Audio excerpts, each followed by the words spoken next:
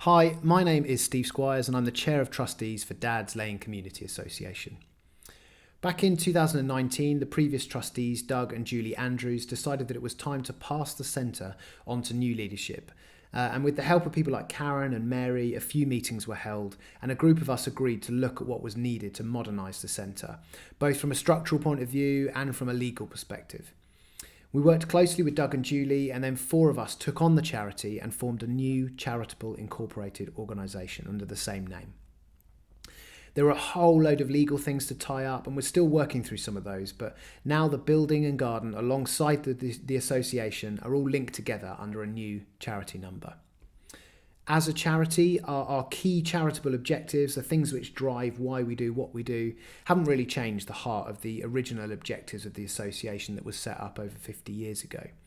Firstly, it's about promoting well-being, to promote the well-being of residents without distinction in the Stirchley, Hazelwell, Kings Heath area of Birmingham.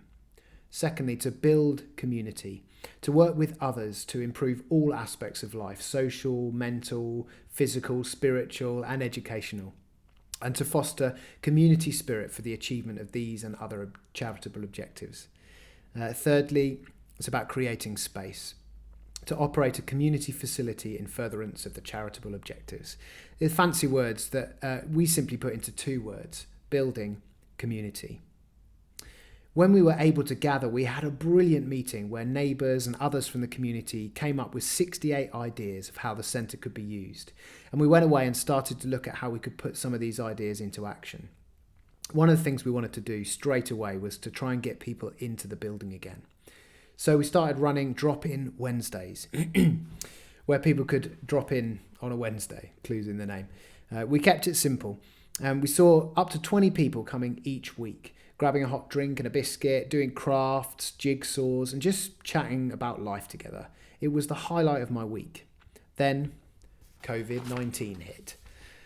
The last year has been such a challenging time for everyone. Many people have lost friends and family, and all have missed out on relationships and activities that sustain us.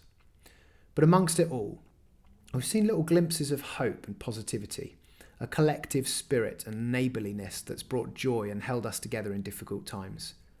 As we begin to emerge into a new way of life, it will be important to hold on to the good things we've learnt, and we hope that Dad's Lane Community Association will be a brilliant resource in bringing people together and building community. Last year, as it became clear that the pandemic would make it impossible to meet in the centre, the trustees decided it would be a great opportunity to begin a well-needed renovation project. We had no idea what was in store. Peeling back the wallpaper revealed more and more issues in the building which would need to be addressed before it would be safe to open again. Multiple leaks and general deterioration meant that the job got bigger and bigger. But with the help of hundreds of hours given by volunteers, like people from Good Gym, local people and people from further afield, we were soon back to brick on all 3 floors, having filled more than 10 skips with crumbling plaster, leaking roofs and rotten joists.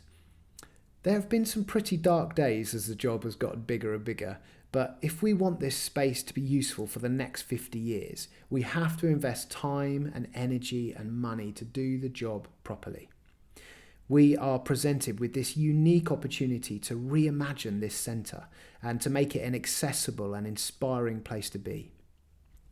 We've worked with a local architect and fundraiser, and we've taken advice from skilled people and practitioners to come up with plans which start to create a space that will fulfil some of the ideas generated by local people. So the reconfigured ground floor will incorporate a brilliant cafe space that has the option of opening out into the main larger space. We're relocating the previously inadequate accessible toilet and adding baby changing facilities. We're making the garden accessible and creating space for outside social connection to the rear and sides of the property. It's been a hard year, but thanks to over 100 volunteers and a few skilled labourers, we're now in the construction phase, working towards opening the ground floor at some point in autumn. Plans are going to the Council Planning Committee in the next few days. We've developed a website and started engaging with people on Facebook, where we've got nearly 300 followers. But there is still a long way to go. We've benefited hugely from local support, particularly from carpenter Daniel Panachatra, who's given about 2 days a week since September. But we're now in real need of the finance to continue the project. We want it to be a future-proofed space by the community, for the community, a building and garden that gives people a sense of belonging, peace and fun. We need to raise over £40,000 for the first phase of the building project and a further £25,000 a year to support the running costs of the centre. In terms of where we are right now today, the first fix electric started yesterday, which we're really excited about. We got a brand new free petrol mower given to us by the manufacturer. And we're about to launch a garden project funded by the National Lottery, partnering with Ford House Forest School, Fruit and Nut Village and Sustainable Life. We're particularly focusing on people who are anxious about post-pandemic life, and we'd love to hear from anyone who would want to get involved in that. So that's where we are today. Dad's Lane Community Association, building community.